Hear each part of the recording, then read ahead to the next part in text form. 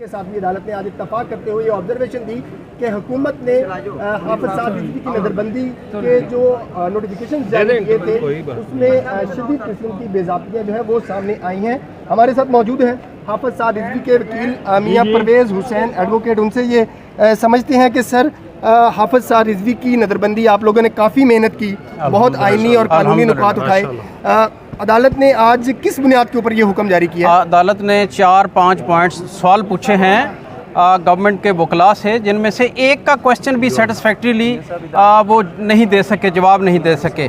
इसलिए honourable high court ने हाफिज साद रिजवी साहब की नज़रबंदी को अनकॉन्स्टिट्यूशनल एंड इलीगल डिक्लेयर करते हुए पटिशन एक्सेप्ट फरमाई है और उनको फौरी तौर पर रिलीज़ करने का हुक्म सादर फरमाया है। अच्छा मियाँ परवेज़ साहब, ये बताइएगा कि आज अदालत में कोर्ट ने इस बात का जब निशानदेही की तो हुकूमत के वकील ने इस बात का एतराफ़ किया कि नज़रसानी बोर्ड के अंदर जो तमाम वजूहात पहली नज़रबंदी में मुस्तरद कर दी गई थी वही हुकूमत ने दोबारा ली। हमारी पॉइंट की ज़रा वजाहत कर दें। जी, हमारा ये ग्राउंड था कि जब MPO के तहत हाफिज साहब को डिटेन किया गया था तो रिव्यू बोर्ड ने उन ग्राउंड्स को रिजेक्ट कर दिया, तो सब्सिक्वेंटली हाफिज साहब को रिलीज़ करने की बजाय 7 अंडर एंटी टेररिज्म एक्ट उन्हीं ग्राउंड्स पे ही हाफिज साहब को फिर डिटेन कर दिया गया था अंडर एंटी टेररिज्म एक्ट। तो ऑनरेबल कोर्ट ने इसको बड़ा इसको ऑनर किया है, इस ग्राउंड को अहमियत दी है। और जब पूछा कि ये बताएं कि ये वही ग्राउंड्स हैं जिन पे MPO के तहत डिटेन किया था, उन्हीं ग्राउंड्स के अब के तहत अब एंटी टेररिज्म एक्ट के तहत डिटेन किया है, तो उसका कोई जवाब नहीं था उनके पास। अच्छा मियाँ साहब, एक और बात जो अदालत में पॉइंट आउट की गई, अदालत ने लास्ट में ये बात कही कि Punjab provincial rules of business जो 24 हैं क्यों ना उनको कलअदम करार दे दिया जाए। ये किस बुनियाद के ऊपर? ये इस बुनियाद पे कहा कि rules of business 1973 dealing with the federal government and rules of business 2011 dealing with the provincial government जो हैं उनमें तजाद पाया जाता है। हालांकि constitutionally procedure of business of the assemblies before the federal assembly and before the provincial assembly is the same. इसकी वजाहत Mustafa impacts case ने कर दी थी।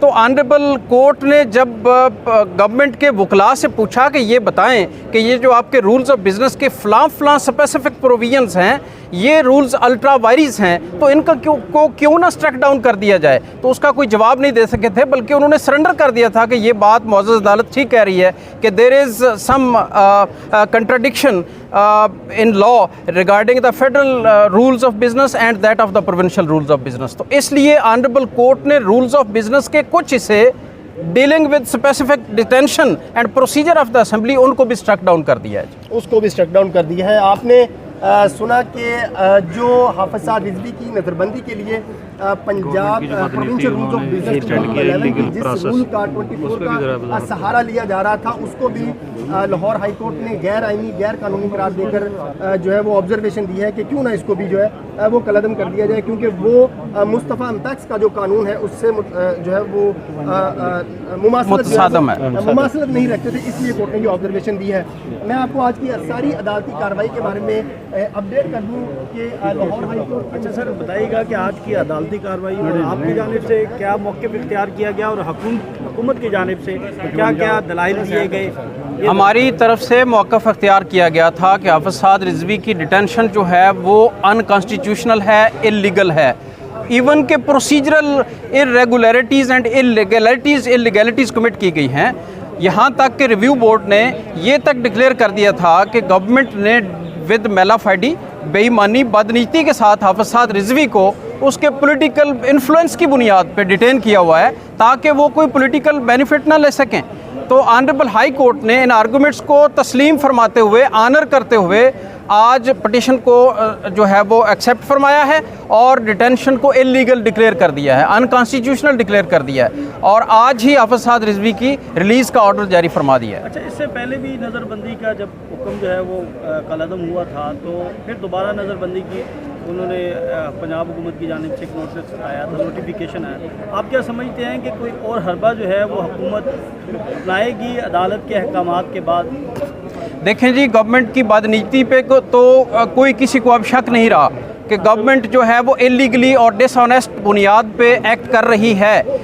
गवर्नमेंट कुछ भी कर सकती है। अलबत्ता मुअज़्ज़ज़ अदालत ने ये अब आज वाज़े फरमा दिया है कि जितने भी एक्ट्स ऑफ डिटेंशन किए गए अगेंस्ट साद रिजवी वो इलीगल हैं, क्योंकि जब MPO के तहत डिटेन किया गया 3 महीने की डिटेंशन को रिव्यू बोर्ड ने गैर कानूनी डिक्लेयर किया था। फिर जब एंटी टेररिज्म एक्ट के तहत डिटेन किया तो आज ऑनरेबल कोर्ट ने उस डिटेंशन को भी इलीगल और अनकॉन्स्टिट्यूशनल डिक्लेयर फरमा दिया है। तो अब गवर्नमेंट के पास एज सच कोई ऐसा कानून तो नहीं है, कोई और हरबा तो गवर्नमेंट अपना सकती है, बट डिटेंशन के लॉ के तहत जितनी भी रेमडीज़ उनके पास थी वो सब एग्जॉस्ट हो चुकी है। सुप्रीम कोर्ट में चैलेंज कर सकते हैं जी, सुप्रीम कोर्ट में चैलेंज कर सकते हैं दे में। तो अगर सुप्रीम कोर्ट में अभी चैलेंज करते हैं और उस वक्त तक डिटेंशन की डेट नहीं, हो जाती है, ये ऐसा नहीं हो सकता, इसमें इंजंक्टिव ऑर्डर पास नहीं होता। हाफिज़ साहब आज रिलीज़ हो जाएंगे इंशाल्लाह। उसके बाद अगर उनकी रेमेडी है, लीगल रेमेडी, कि वो सुप्रीम कोर्ट इस जजमेंट को चैलेंज करना चाहें तो दे में, बट इसमें कोई स्टे का ऑर्डर नहीं होता कि डिटेंशन को रोक दिया जाए या उन्हें अंदर बंद रख के तो फिर फैसला करने की इस्तदा की जाए, ऐसा नहीं हो सकता। सर क्या है कि किसी और मुकदमे में गिरफ्तारी डाल दी FIRs हैं उसमें भी नामजद है, अब रिहा करने का हुक्म होगा, आप क्या कह रहे हैं कि शाम तक रिहा हो जाएगा? वो जितनी FIRs हैं उनमें गवर्नमेंट ने बदनीति से हाफिज़ साहब की गिरफ्तारी ही नहीं डाली हुई थी। ये बार बार before the review board as well as before this honourable court ये पॉइंट रेज किया गया है कि गवर्नमेंट की बदनीति का आलम ये था कि जितनी FIRs हाफिज़ साहब के ख़िलाफ़ उनकी डिटेंशन के दौरान दर्ज की गई हैं उनमें बदनीति से उनको गिरफ़्तार नहीं किया गया था। तो अब वो बाहर आएंगे इंशाल्लाह, तो उसके लिए वो जो लॉफुल रेमेडी है हम वो अवेल करेंगे जी।